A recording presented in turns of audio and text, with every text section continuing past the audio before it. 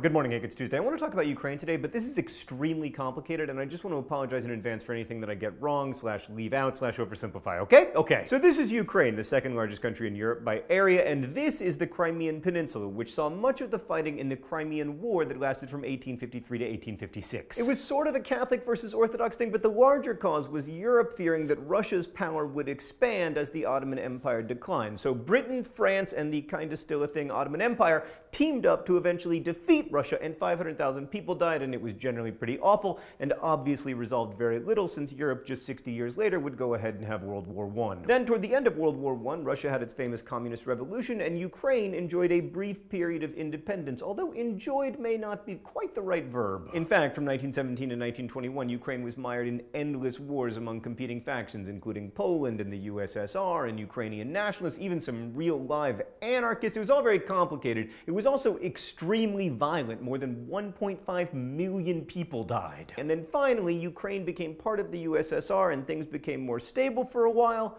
But then Stalin. As many as 10 million Ukrainians starved to death in 1932 and 1933 thanks to Stalin's agricultural policies, which were not just stupid, but also actively evil. I mean, there was widespread starvation in a country that is now the world's third largest exporter of grain. Then, following World War II, Stalin forcibly deported the Crimean Peninsula's entire indigenous population of ethnic Tatars to Central Asia. So if you want to point to one individual who's responsible for a lot of this, I don't want to, call anyone out, but Stalin. Stalin also moved many ethnic Russians into Ukraine, especially into the Crimean Peninsula and the western part of the country, which is the industrial center. And then Stalin's successor, Khrushchev, decided to transfer the Crimean Peninsula from Russia to Ukraine in 1954. Why? Well, Khrushchev had lots of ties to Ukraine, but also the Crimean Peninsula is not actually physically attached to Russia. As you can see here, it is physically attached to Ukraine, and it gets all of its electricity and water from Ukraine, and it's easier to administer places you are physically connected to, which is why Alaska should be part of Canada, but that is a different story. Okay, so quick contemporary demographic snapshot. Today, about 67% of people living in Ukraine speak Ukrainian as their first language. About 30% speak Russian, although only about 17% of the population identify as ethnically Russian. And as you can see here, Russian is spoken mostly in the West and in the Crimean Peninsula. Many Tatars have returned to Crimea since the breakup of the Soviet Union, but today they only make up about 12% of the population. Okay, so flash forward to December of 1991, after the Soviet Union has broken up, Ukraine had a nationwide referendum, and 90% of people, including a majority of those living in the Crimean Peninsula,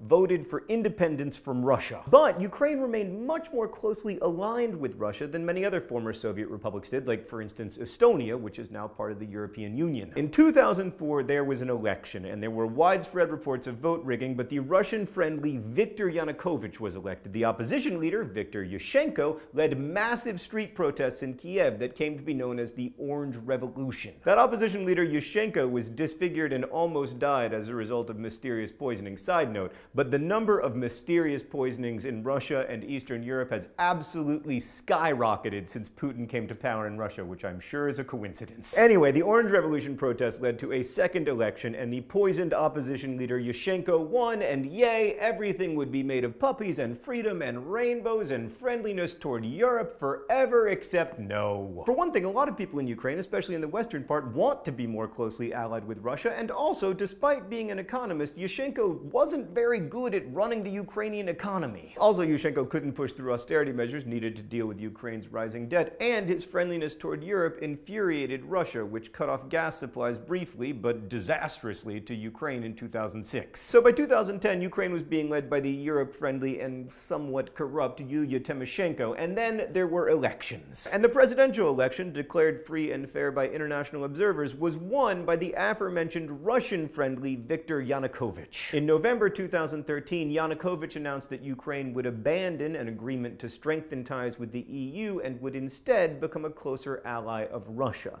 And that is when the protests began in Kiev's Independence Square. Those protests grew and grew until February 20th, when dozens of protesters were killed by military and police, and the next day Yanukovych disappeared from Kiev. The protesters had won. They installed a new temporary government to prepare for new elections, and then the Putin regime marched into the Crimean Peninsula ostensibly to protect ethnic Russians there and Russian military installations, but this violation of Ukraine's territorial integrity is known in diplomatic circles as like a big effing deal. Crimea is already an autonomous province with its own government, so what does it want? Does it want independence? That would be hard. All of their electricity and water has to come through Ukraine. Does it want to be part of Russia again? That would be impossible without Ukrainian cooperation, which right now seems inconceivable. So that's where we are right now. I mean, unless something has happened in the last 30 minutes. So here's one narrative of these events. An unpopular and ineffective but democratically elected politician was removed from power by a mob of protesters, and the new unelected parliament briefly passed a law saying that only Ukrainian can be the official language of the country, even though many people in the country speak Russian. Furthermore, this new government wants to become part of the EU, which might bring NATO missiles to Russia's border, and that is unacceptable to Russia. I mean, I'm American. We've had some very ineffective and unpopular leaders, and what we've done is just waited for them not to be president anymore. But here's another narrative. A tyrannical leader who ordered the murder of peaceful protesters was chased from power and replaced by a government that will transition Ukraine toward free and fair elections,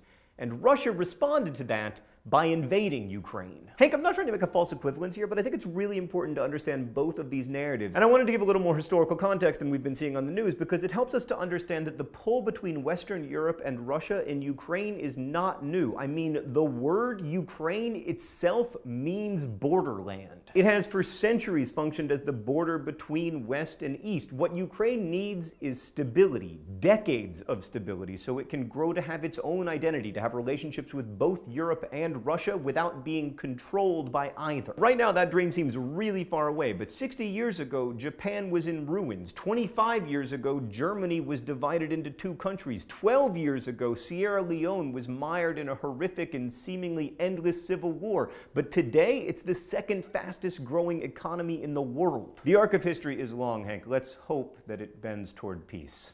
Hank, I'll see you on Friday.